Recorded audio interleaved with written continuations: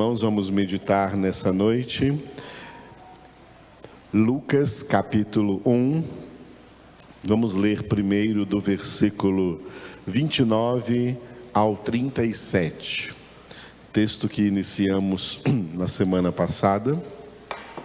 Lucas capítulo 1, do versículo 29 ao 37. Glória a Deus.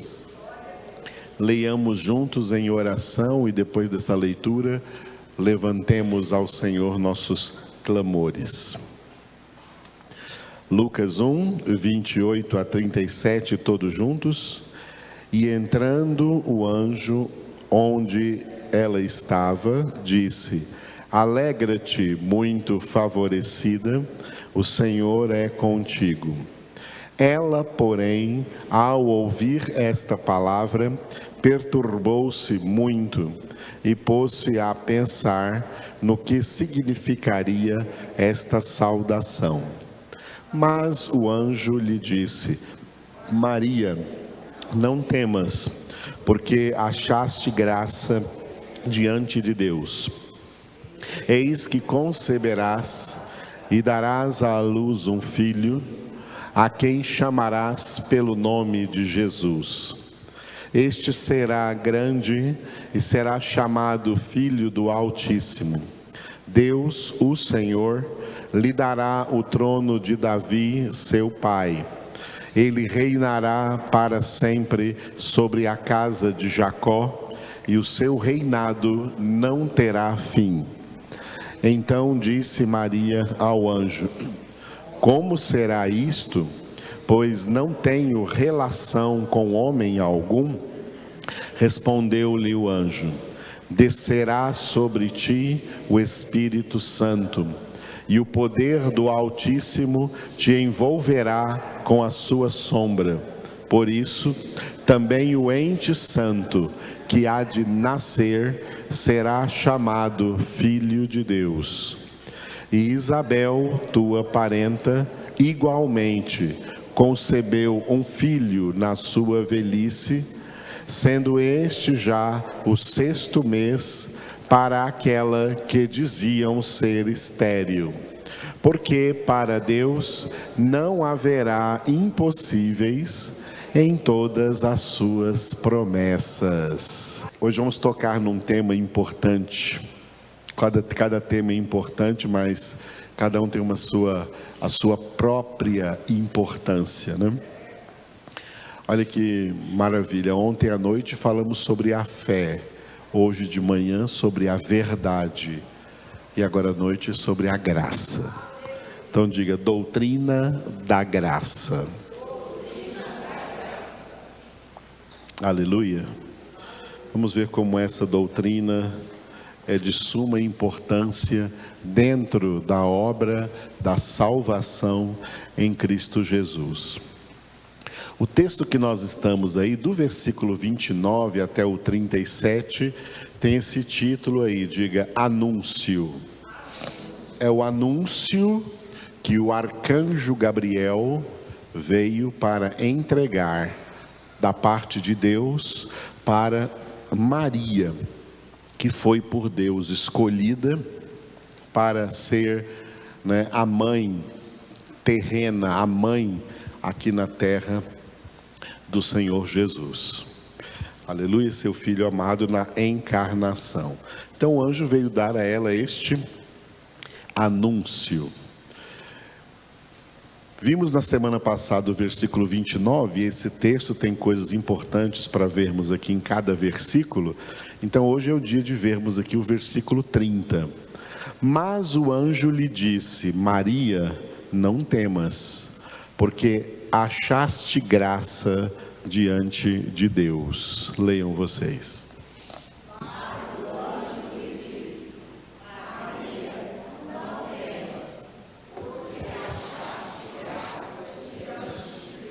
Aleluia, glória a Deus. Eu gostaria que você repetisse apenas essa última frase aí, ó. Diga depois de mim: achaste graça diante de Deus. pode ver pelo slide que eu quis sublinhar ali o verbo achar. Achaste graça diante de Deus. Aqui nós temos algo que é tremendamente exclusivo, uma exclusividade somente para aquelas pessoas descritas pelo apóstolo Paulo em Efésios capítulo 1, versículo 4, onde está escrito que Deus, Pai, nos escolheu, nos elegeu em Cristo, antes da fundação do mundo, para sermos santos e irrepreensíveis diante dele. Esta graça, irmãos, o que eu vou dizer agora é algo assim, inaceitável aos olhos de muitos homens, aos olhos de muitos religiosos, aos olhos de muitas religiões e inclusive aos olhos de muita gente que se chama protestante, crente, evangélico. A graça para a salvação, a graça que é verdadeiramente a obra da salvação, essa graça não será achada, não será encontrada pela maioria esmagadora dos seres humanos. Existe uma doutrina muito errada por aí, que é a doutrina de que Deus deu o seu Filho unigênito para salvar a humanidade toda. Não, isso está errado, irmãos. Isso está errado e tem muita gente aí tendo uma religiosidade em cima de um erro, além de tantos outros erros. O plano da salvação não foi elaborado por Deus para agraciar todas as pessoas, porque se fosse, esse plano não poderia ser frustrado. Jó 42, 2: bem sei que tudo podes e nenhum dos teus planos pode ser frustrado. Se o plano de Deus para a salvação fosse um plano para agraciar todos os seres humanos achariam graça diante de Deus e por essa graça seriam salvos. Mas não é isso. Não é isso. Temos que entender uma coisa, tá? Deus enviou o seu Filho para todos os homens. Presta atenção no que eu vou explicar. Deus enviou o seu Filho para todos os homens, mas não para salvar todos os homens. Jesus vem para todos os homens para estabelecer uma divisão. Jesus falou sobre essa divisão quando ele pregou aos discípulos, está aqui nos evangelhos, Mateus, Marcos e Lucas, quando Jesus disse: não fiquem pensando que eu vim trazer paz à terra. Jesus trazer paz à terra, o que significa paz? Paz significa reconciliação com Deus. Se a salvação fosse para todo mundo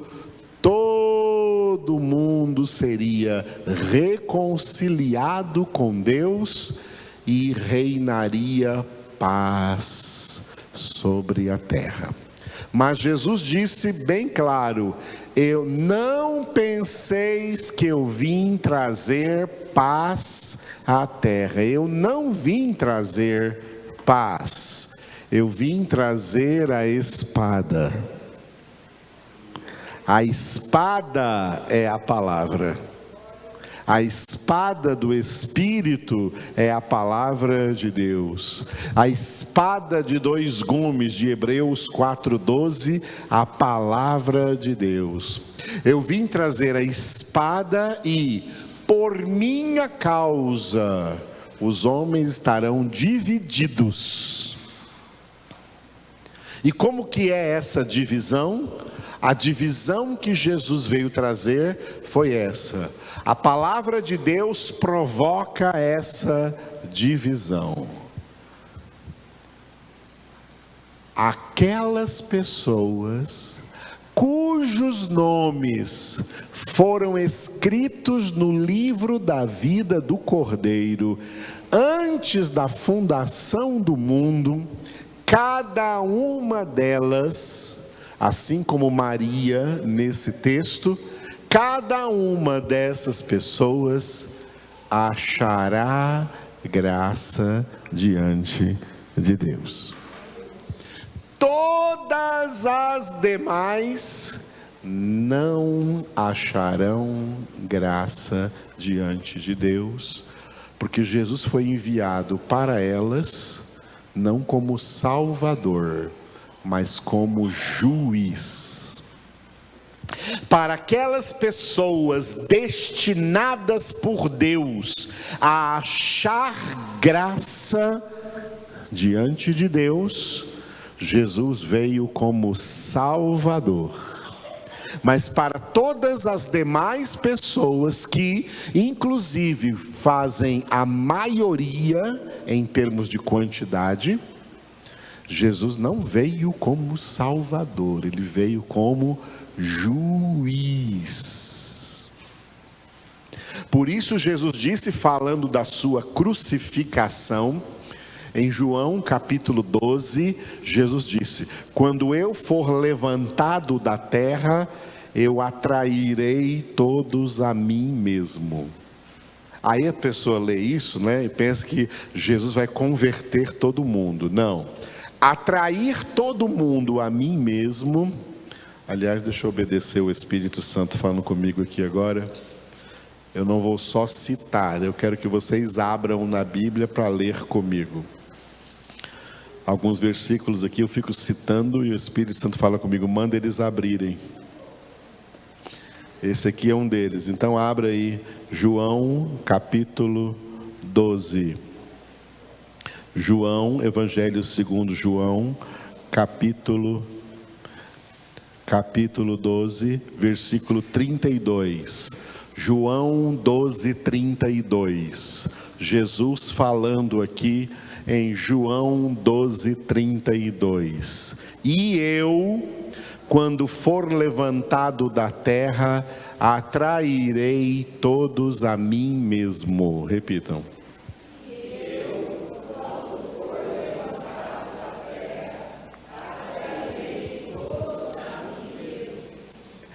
Essa atração, esse atrair, significa que, assim que Jesus foi crucificado, foi a nossa pregação do sábado da semana passada, Cristo crucificado. Quando Jesus foi crucificado, o Pai deu para Jesus, lá na cruz do Calvário, toda a autoridade sobre todos os homens. Essa significa a atração.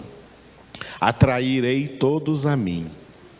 Por isso, assim que Jesus ressuscitou dentre os mortos, A primeira palavra que ele disse ao aparecer aos seus discípulos foi, abra agora Mateus 28:18. Volta aí e abra em Mateus 28:18. Jesus, aproximando-se, falou-lhes dizendo: toda a autoridade me foi dada no céu e na terra. Vocês?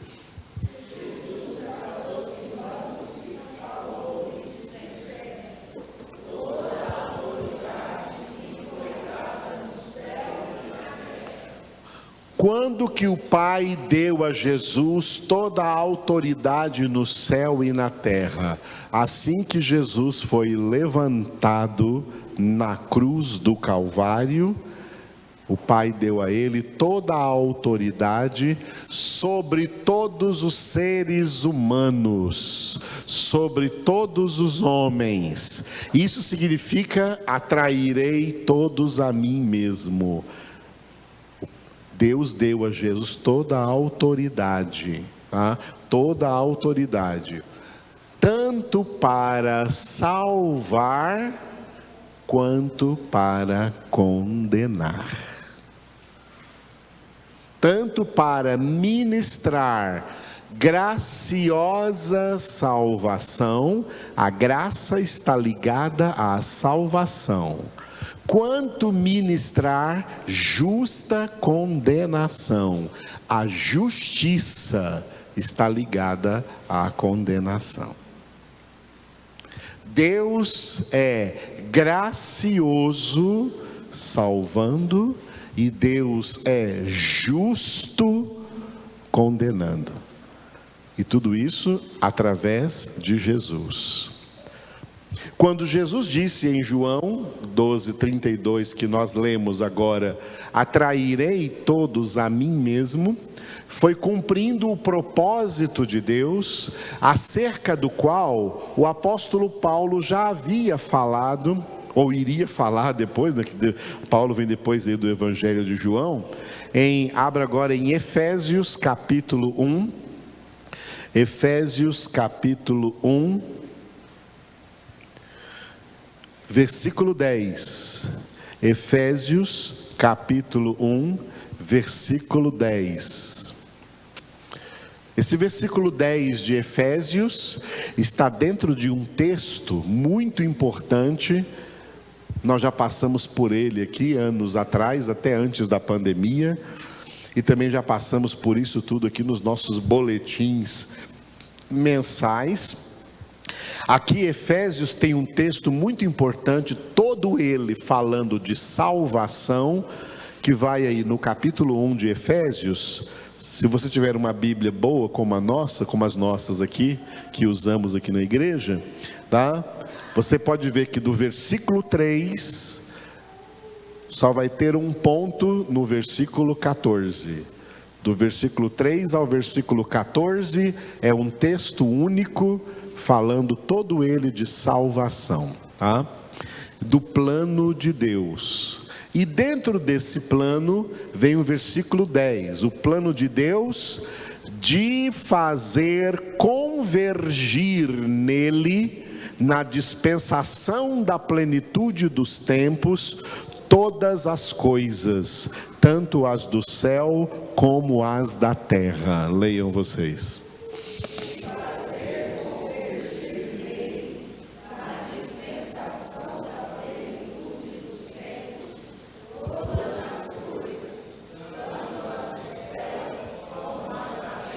Aleluia. Fazer convergir nele. O plano de Deus é convergir em Cristo, atrair em Cristo todos os seres humanos. E isso não é atrair, convergir todos os seres humanos em Cristo para que todos sejam salvos. Não, é para que aqueles que Deus predestinou para a salvação sejam salvos esses vão achar graça diante de Deus, e os demais são colocados debaixo da justa condenação. Tem gente que não entende isso, pensa que Deus era obrigado a salvar todo mundo. Deus é obrigado a salvar todo mundo? Deus não é obrigado a salvar ninguém. E Deus seria completamente justo se Ele não quisesse elaborar nenhum plano de salvação. Então todos os seres humanos receberiam justa condenação. Não haveria obra de salvação, haveria apenas obra de condenação, e aí todos os seres humanos estariam condenados, e isso é completamente justo. Diga, Deus é justo. Na sua justiça, Deus tem direito, Deus tem poder e Deus tem autoridade de condenar todas as pessoas, e Ele está super correto, não tem erro nenhum nisso. Deus seria justo me condenando a mim, e Deus seria justo condenando cada um de vocês. Sabe por quê? Porque é isso que nós e cada ser humano nesse mundo merece, independente de quem é, independente do que já fez ou vai fazer, independente do que deixou de fazer ou deixará de fazer, independente se é julgado por nós como gente ruim ou como gente boa. Nós não estamos em posição de juízes, mas nós temos essa mania de ficar julgando: aquele é bom, aquele é mau, aquela pessoa é boa, aquela pessoa é má. Isso não é da nossa alçada. Nós temos essa mania de ficar julgando: aquela pessoa é boa, aquela pessoa é má. Amados, quem julga isso é Deus. E o que Deus vê em todas as pessoas é que está escrito em Romanos 3:23: todos pecaram e carecem da glória de Deus, ou em outra tradução, foram destituídos da glória de Deus, e nenhum ser humano na história da humanidade merece salvação. Todos, sem exceção, merecem justa condenação eterna. Por isso, se Deus não quisesse elaborar plano nenhum de salvação, Ele estaria sendo completamente justo. Mas Deus quis. Olha só, você está aberta em Efésios capítulo 1, versículo 9, né? O finalzinho do versículo 5, está escrito assim, ó. Finalzinho do versículo 5 tem uma frase que você vai repetir depois de mim, ó. Efésios 1:5: segundo o beneplácito de sua vontade. Repita.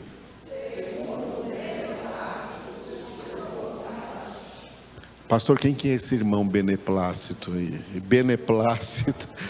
Beneplácito significa bom prazer, ou quando a gente costuma dizer, ao seu bel prazer, segundo a livre vontade de Deus. Isso é beneplácito. Beneplácito é a livre vontade de Deus. Deus é o único ser que tem vontade livre, porque Deus não pecou e nem peca, Deus é impecável. Deus é o único ser que tem vontade livre, e na sua livre vontade, Deus quis elaborar um plano de salvação restrito. O plano de salvação não é irrestrito. O plano de salvação é exclusivo. O plano de salvação não é inclusivo.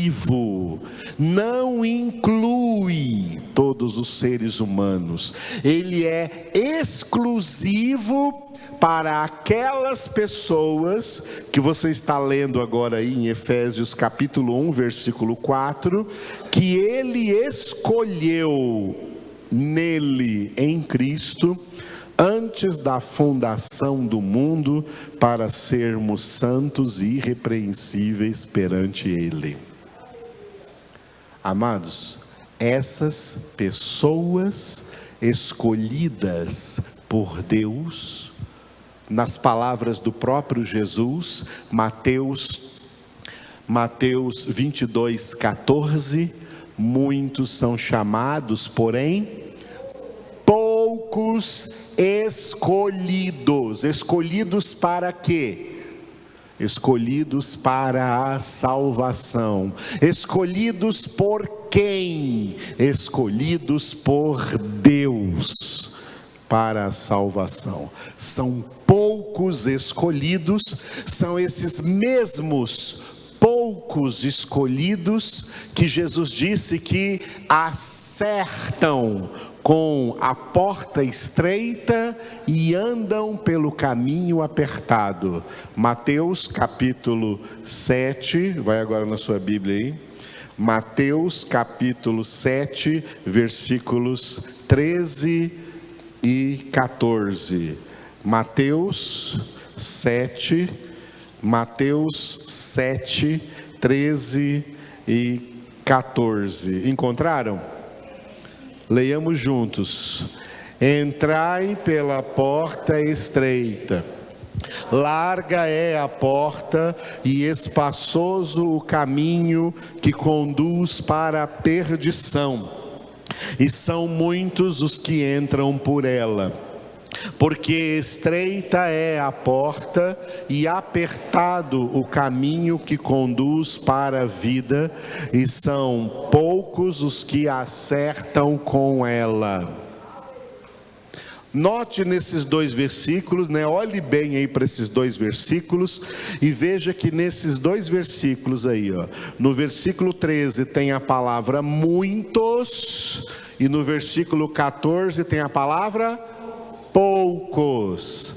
Esses muitos e esses poucos aí são os mesmos que estão em Mateus 22, 14. Muitos são chamados, porém poucos escolhidos. Só os poucos escolhidos acertam com ela. Com quem? Com a porta estreita. Só os poucos escolhidos conseguirão andar pelo caminho apertado. Só os poucos escolhidos acham graça diante de Deus. Os outros não acham graça diante de Deus. Significa que os outros não acham salvação diante de Deus, porque não há salvação na porta larga e não há salvação no caminho espaçoso. Porta larga e caminho espaçoso significa, numa palavra, mundo. Quem quer ganhar o mundo, quem quer amar o mundo, quem quer as coisas do mundo, quem quer desfrutar do mundo, quem quer gastar sua vida no mundo, não acha graça diante de Deus. Quem acha graça diante de Deus é quem entra pela porta estreita. João 10, 9, Jesus disse: eu sou a porta. E anda pelo caminho apertado. João 14, 6, Jesus disse: eu sou o caminho.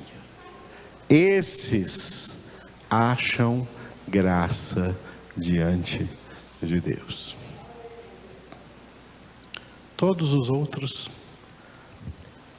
eles acham desgraça.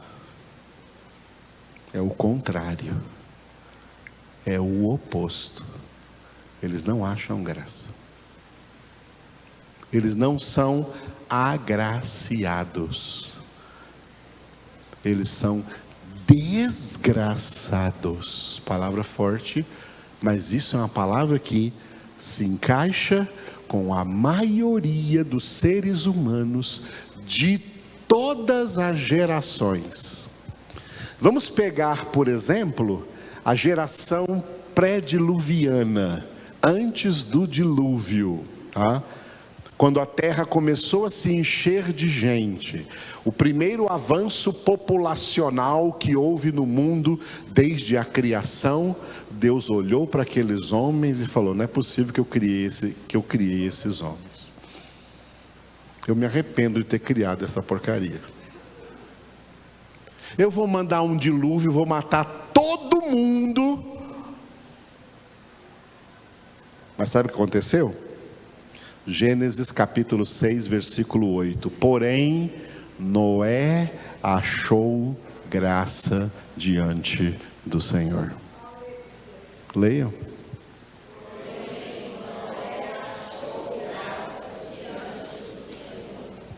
Estão vendo aí? O que nós lemos em Lucas?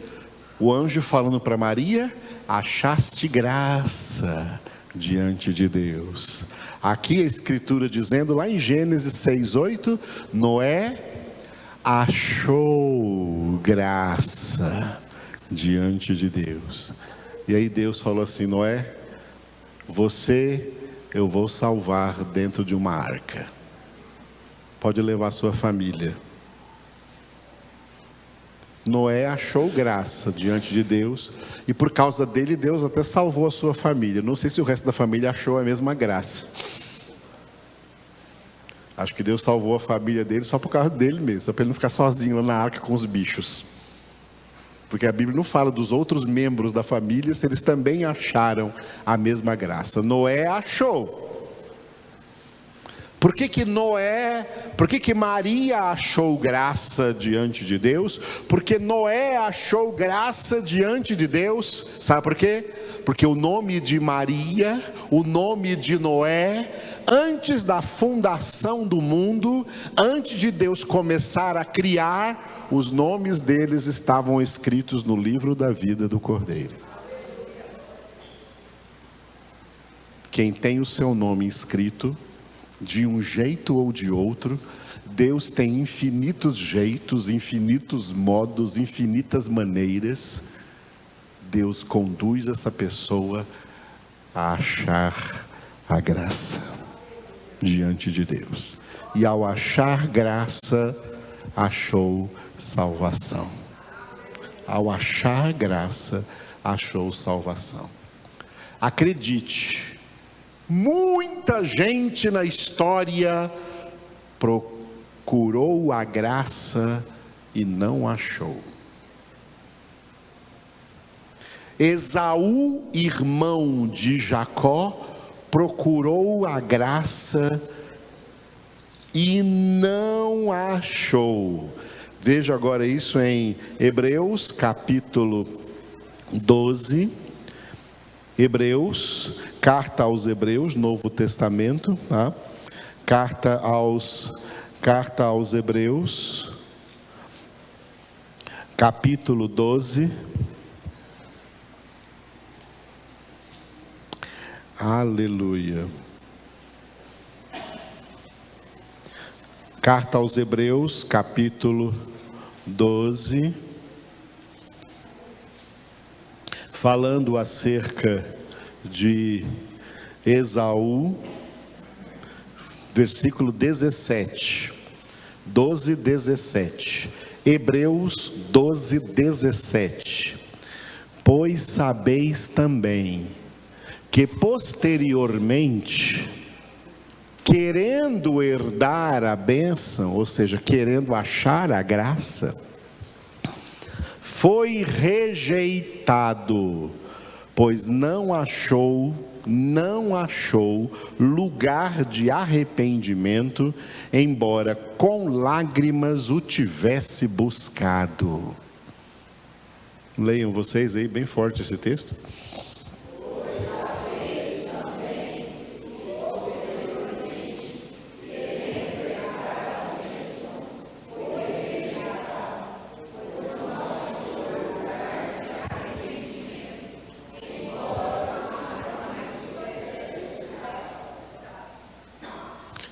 O irmão de Esaú, o irmão gêmeo de Esaú, Jacó, achou graça diante de Deus, mas Esaú não achou. E quando diz aqui, leia depois de mim, olha que forte, diga, foi rejeitado. Por quem que ele foi rejeitado? Exatamente. Hoje se criou aí na humanidade uma ideia falsa sobre Deus, tá? Uma ideia falsa sobre Deus. E dentro dessa ideia falsa sobre Deus, de um Deus condescendente com a humanidade, um Deus condescendente com a humanidade, um Deus que está só do lado da humanidade, que nunca estará contra a humanidade, se criou aí uma atmosfera cheia de ideias erradas sobre Deus. Não, que é isso? Deus não rejeita ninguém, ainda mais uma pessoa aqui, olha, que está buscando com lágrimas. Viu Esaú aqui buscando com lágrimas, e Deus, nada feito, eu não quero esse cara. Deus rejeita pessoas para salvação.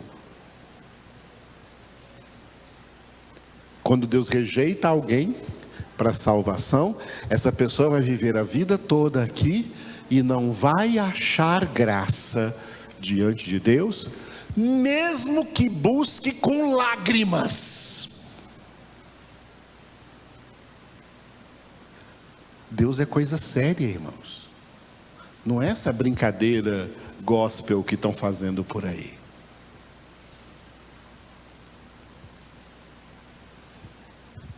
Só vai achar graça diante de Deus aqueles aos quais Deus já agraciou antes da fundação do mundo. E Ele virá encontrando essas pessoas. Aonde quer que elas estejam, Ele virá encontrando essas pessoas. Ele virá operando nessas pessoas.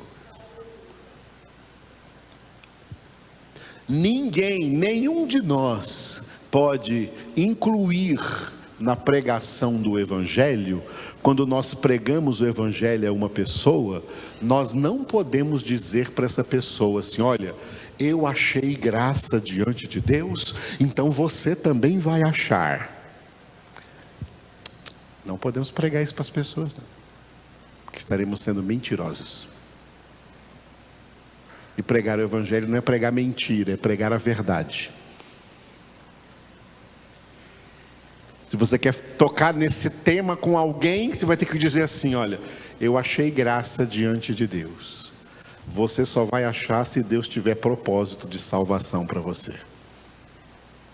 Se Deus tiver propósito de salvação para você, você também vai achar. Eu ter achado graça diante de Deus, Maria ter achado graça diante de Deus, Noé ter achado graça diante de Deus, não é garantia que todo mundo vai achar. Os que acharam graça diante de Deus, acharam porque Deus os escolheu em Cristo antes da fundação do mundo. A cabeça humana das pessoas, a mente decaída, logo começa a pensar assim: então, por que Deus escolheu uns e não escolheu outros? Porque Ele quis. Tá bom para você? Deus tem vontade livre e soberana e direito de fazer o que Ele quiser. Ele é o único ser que tem vontade livre. E ninguém briga com Ele, porque se brigar não vai ganhar. Deus não perde para ninguém. É o beneplácito da sua vontade. Mas teve algum critério para essa escolha? Deus escolheu aquele porque ele é melhor do que o outro? Não. Ninguém é melhor do que ninguém diante dos olhos de Deus. É por isso que não podemos ficar julgando quem é bom e quem é mau, porque diante dos olhos de Deus, todos são iguais. Nenhum é melhor, nenhum é pior. A escolha de Deus, a eleição de Deus, não foi por critérios de merecimento dos escolhidos, foi apenas pelo critério da sua livre vontade. Deus quis. Eu te escolhi porque eu quis te escolher. Foi o que Jesus disse. Leia agora comigo aí. Volta aí para João capítulo 15. João capítulo 15, versículo 16. João 15, 16. Jesus dizendo: não fostes vós que me escolhestes a mim, pelo contrário, eu vos escolhi a vós outros e vos designei para que vades e deis fruto, e o vosso fruto permaneça, a fim de que tudo quanto pedirdes ao Pai em meu nome, Ele vô-lo conceda. Leiam vocês esse lindo versículo.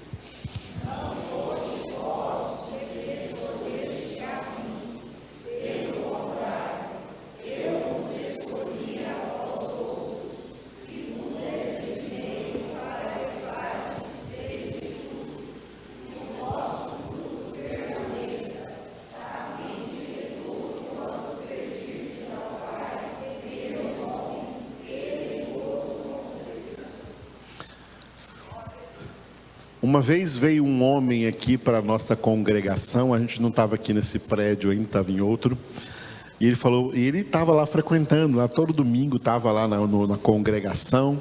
Aí um dia ele me abordou lá depois do culto, falou assim: pastor, eu quero dizer que eu só estou aqui porque eu escolhi estar aqui.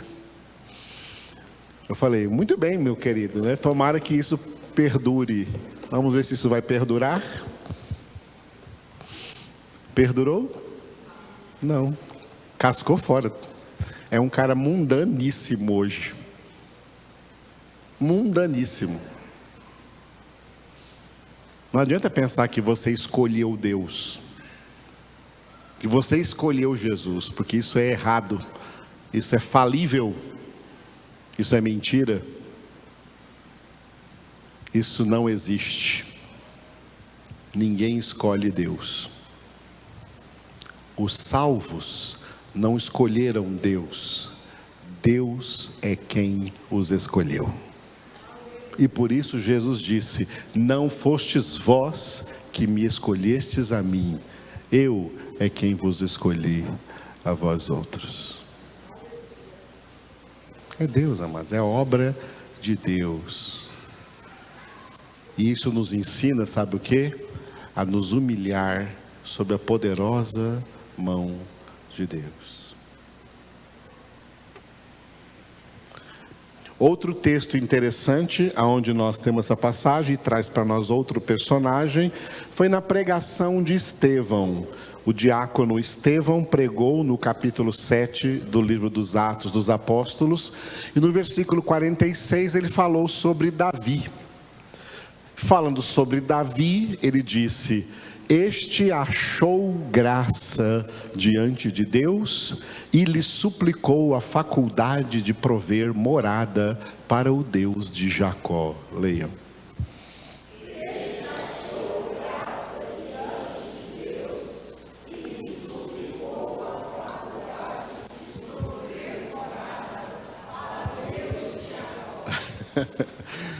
Davi, o rei Davi, achou graça diante de Deus. Antes dele teve o rei Saul. O rei Saul achou graça diante de Deus? Não. Deus o cortou.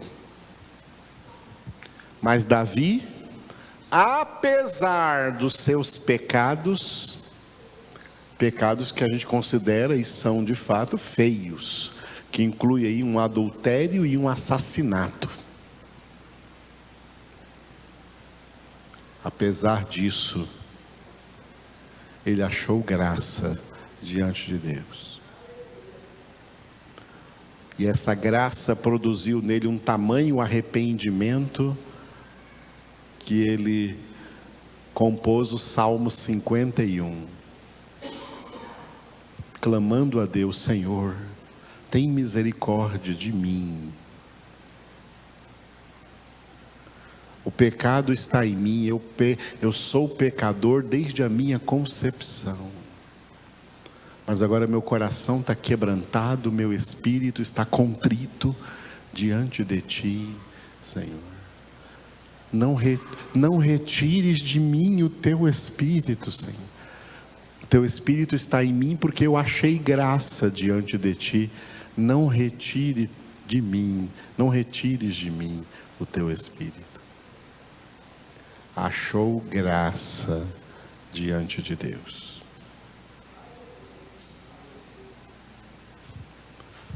Vocês estão vendo? Eu peguei aqui para vocês, né?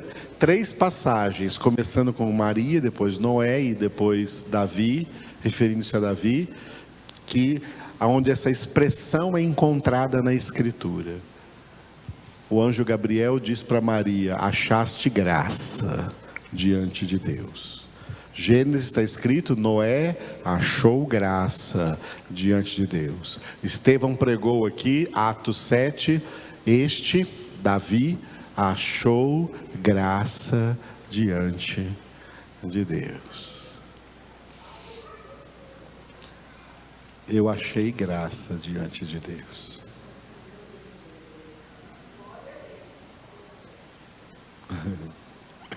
Ontem eu recebi uma ligação do meu pai. Meu pai mora em Sergipe, tem 88 anos de idade, né? E ele ligou, falou comigo assim: olha, me pedindo perdão por uma surra que ele me deu quando eu era menino. Me deu uma surra feia.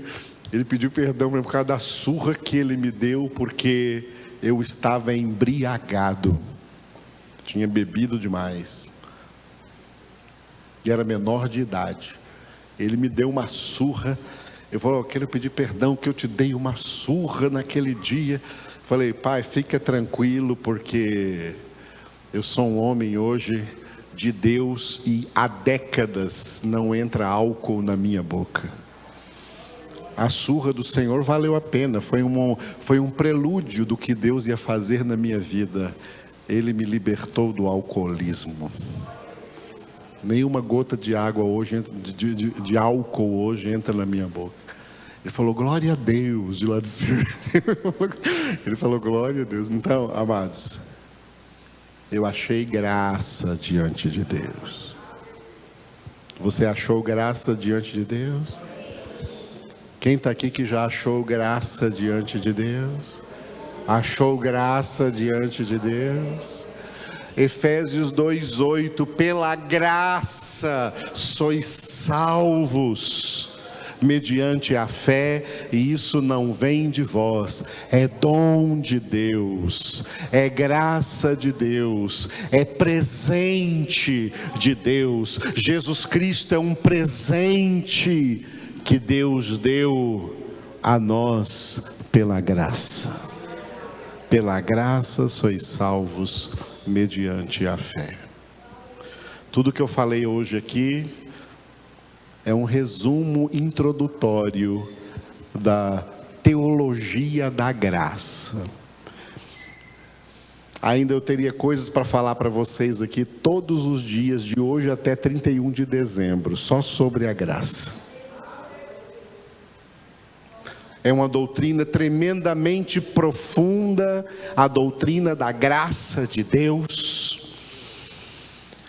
Por isso muitas vezes está escrito que no Novo Testamento, olha, a graça do Senhor Jesus Cristo esteja contigo.